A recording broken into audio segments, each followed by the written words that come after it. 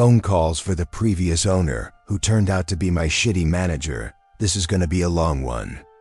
TLDR at the end. This could also go in a ITA sub. You guys decide.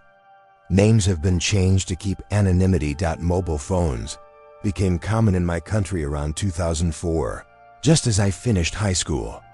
My parents bought me my first phone, a second-hand Nokia. It was bulky and basic. But I promised myself that someday I'd buy a new phone with my own money.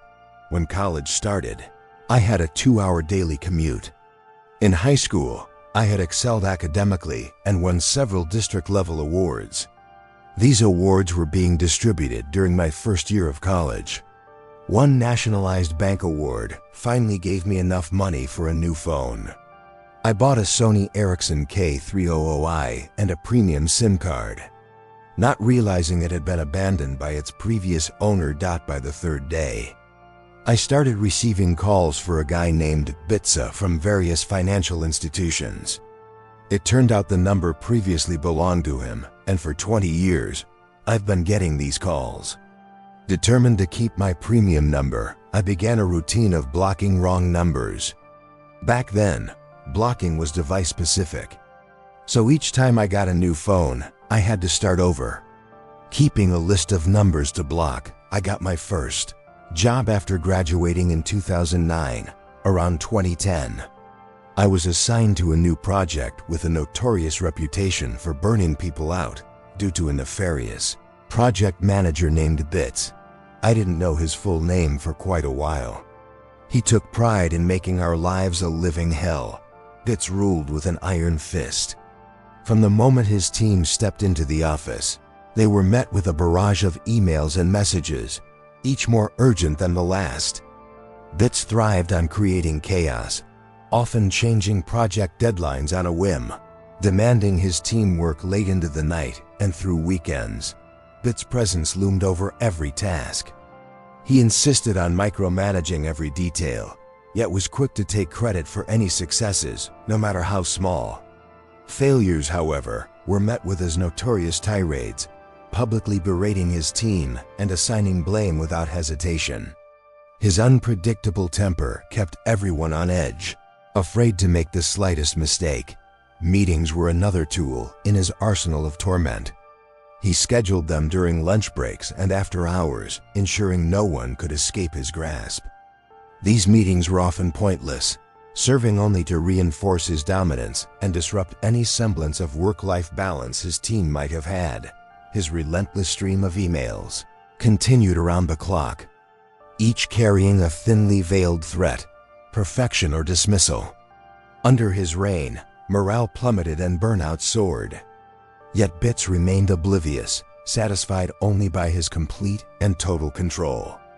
I was quite ashamed when I learned that he was from the same area as I was and had gone to the same school, though years before me. In 2012, our company merged with a parent company. Almost nothing changed personnel-wise, but infrastructure-wise we got his outlook and an organization view. That was when I first learned about Bits from an organizational hierarchy perspective. His full name was an eye-opener. It was Bits. Now. The name was common enough, but at the time, mobile numbers had an area-specific pattern. So I already knew that the previous owner of my number was from the same area as me. Still, it could be someone else. I wanted to dig deeper. I talked with an old mentor who lived in the same area and had coached several high school students for the last 2 decades. He confirmed my suspicions. I won't go into the details, but it was evident that Bitsa and Bits were the same person. I had been quite pissed with this unknown person named Bitsa for almost a decade by then, and Bits had been the bane of my and several others' existence for quite some time. This is where the revenge lies. First, I unblocked all the numbers in my phone. I was getting 5 to 6 calls daily on average, but after unblocking about 150 numbers, it increased to 15 to 18. My answering strategy changed drastically. Instead of saying, "wrong number," I politely explained that the owner had changed his number and provided his current number to update their database.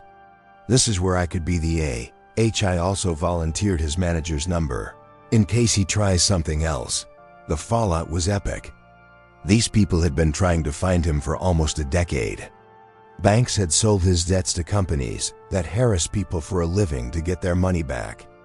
It turned out he had been taking loans in everyone's names, his wife, parents, uncles, aunts, and giving everyone that same number. He was evading credit card debt and loans of upwards of $200,000, equivalent in USD. But it's a shitload of money where we are from. Apparently, he had almost 20 cases filed against him, but no one could find him. Probably why he thought he could walk on water. There are multiple versions of what happened at the office when his manager started to get calls about him. He was let go about 2 months later. Haven't heard from him since. TLDR. Previous owner of my number had duped several financial institutions. He later turned out to be my shitty boss. I informed the banks of his new number and his manager's number, leaving his career in shambles.